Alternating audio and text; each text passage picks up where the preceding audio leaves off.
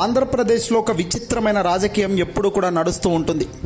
అవసరం తగ్గట్టుగా ఆయుధాలను మార్చుకుంటూ యుద్ధం చేస్తుంటారు ఆయా రాజకీయ పార్టీలన్నీ కూడా.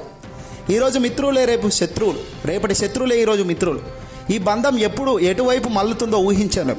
ఏళ్లకేళ్ళు పార్టీలో ఉన్న వాళ్ళు సైతం గుడ్ బై చెప్పి పార్టీకి విరమణ, రాజీనామా లాంటివి చేస్తుంటారు. ఊహించని స్థాయిలో ఆపోజిట్లో గొప్పగా తిట్టుకున్న వ్యక్తులే వచ్చి చేతులు కలిపి పార్టీలోకి జాయిన్ అయ్యి అందరం కలిసి ఒకటి అంటుంటారు. రాజకీయాల్లో ఇవన్నీ సర్వసాధారణంగా జరిగే లక్షణాలే. కానీ ఇప్పుడు ఆంధ్రప్రదేశ్లో కూటమిగా ఏర్పడ్డ టీడీపీ, జనసేన, బీజేపీ, అలాగే ఒంటరిగా పోరాడుతున్న వైఎస్ఆర్సీపీ పార్టీ అధినేత మాజీ ముఖ్యమంత్రి జగన్ మధ్య జరుగుతున్న పోరు చెప్పలేనంత గొప్ప ఎత్తుననే ప్రజల్లోకి వెళ్తుంది. కేంద్రం సైతం దీనికి తగ్గట్టుగా ఎప్పుడు తమకు ఎలాంటి ఆయుధం కావాలో అలాంటి ఆయుధాలను మలుచుకోవడంలో కేంద్రం కూడా ఎక్కడ వెనకడుగు వేయడం లేదు. టీడీపీని ఎక్కడ ఎలాంటి పరిస్థితుల్లోనైనా పక్కన పెట్టేందుకు అనేక సందర్భాల్లో ముందుకు అడుగులు వేస్తుంది. తాజాగా ఆంధ్రప్రదేశ్ ముఖ్యమంత్రి చంద్రబాబు నాయుడు గారికి కేంద్రంలో ఉన్న హైకమాండ్ గట్టి షాక్ ఇచ్చింది. ఇది వైఎస్ఆర్సీపీ పార్టీకి, జగన్మోహన్ రెడ్డి గారికి గతంలో నుంచి వాళ్ళు చెప్తున్నదే.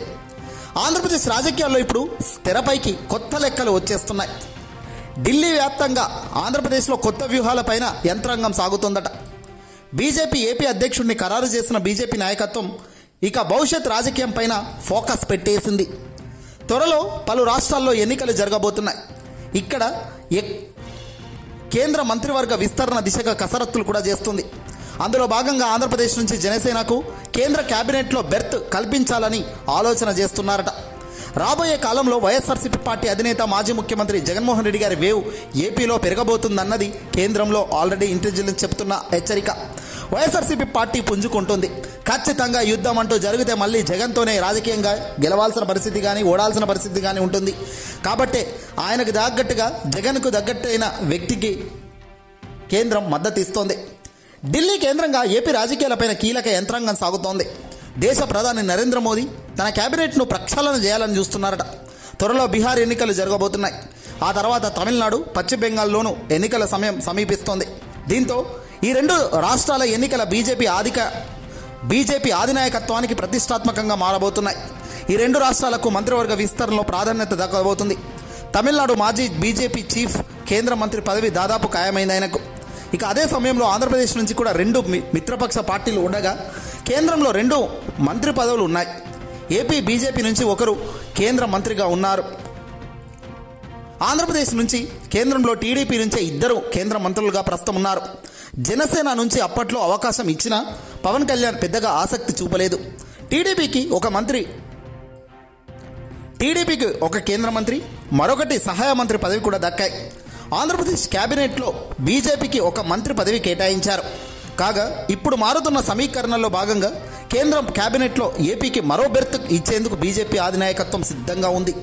అదే సమయంలో ఆంధ్రప్రదేశ్ కేబినెట్లోనూ బీజేపీకి మరో మంత్రి పదవి పైన ప్రతిపాదన చేసినట్లు తెలుస్తుంది.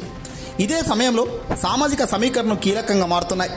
కేంద్ర కేబినెట్లో మంత్రి పదవి తీసుకోవాల్సిన పవన్ కళ్యాణ్ తాజాగా ఆలోచన చేస్తున్నారు. పవన్ నుంచి ఇద్దరు ఎంపీలు ఉన్నారు. కాగా అందులో మచిలీపట్నం ఎంపీ బౌలశరి సీనియర్గా ఉన్నారు. నాగబాబును రాష్ట్రంలో కాకుండా కేంద్ర మంత్రిగా పంపించే ప్రతిపాదన పైన పవన్ కళ్యాణ్ ఆలోచనలు చేస్తున్నారు. ఇక్కడే తెలుగుదేశం పార్టీకి మింగుడు పడ్డం లేదు. జనసేనకు అవకాశం ఇవ్వడం ఏంటి, అసలు మనం లేపితేనే జనసేన లేస్తుంది కదా అంటూ చంద్రబాబు ఆగ్రహం వ్యక్తం చేస్తున్నారు. కానీ కేంద్రం మాత్రం రాబోయే కాలంలో వైఎస్ఆర్సీపీ పార్టీకి యుద్ధం చేయాలి. జగన్మోహన్ రెడ్డి గారి క్రేజ్ ముందు చంద్రబాబు కష్టం, కానీ కొద్దో గొప్ప పవన్ కళ్యాణ్ నిలబెడదామన్న ఆలోచన, సనాతన ధర్మరక్షకుడిగా ఏదో ఒకటి సాధిస్తాలే అన్న భావన కేంద్రంలో ఇప్పటికీ ఉంది. ఆ దిశగానే అడుగులు వేస్తూ కేంద్రం పవన్ కళ్యాణ్కు పెద్దపీట వేస్తున్నారు. చంద్రబాబుకు ఇది బిగ్ షాక్ అని చెప్పవచ్చు. కేంద్ర కేబినెట్లో మరో స్థానం తీసుకోవాలనే ఆలోచనలో టీడీపీ ఉందనే చర్చ ఇప్పుడు పెద్ద ఎత్తున సాగుతోంది కూటమిలో.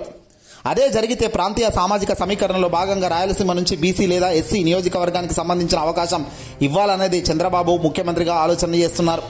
ఇందులో చిత్తూరు, హిందూపూర్ ఎంపీల్లో ఒకరికి అవకాశం దక్కుతుందని భావిస్తున్నారు. 2 రోజులు ఢిల్లీ పర్యటనకు వెళ్లబోతున్న చంద్రబాబు ఢిల్లీ పెద్దలకు కేంద్ర కేబినెట్ విస్తరణ అంశం చర్చించే అవకాశం ఉంది.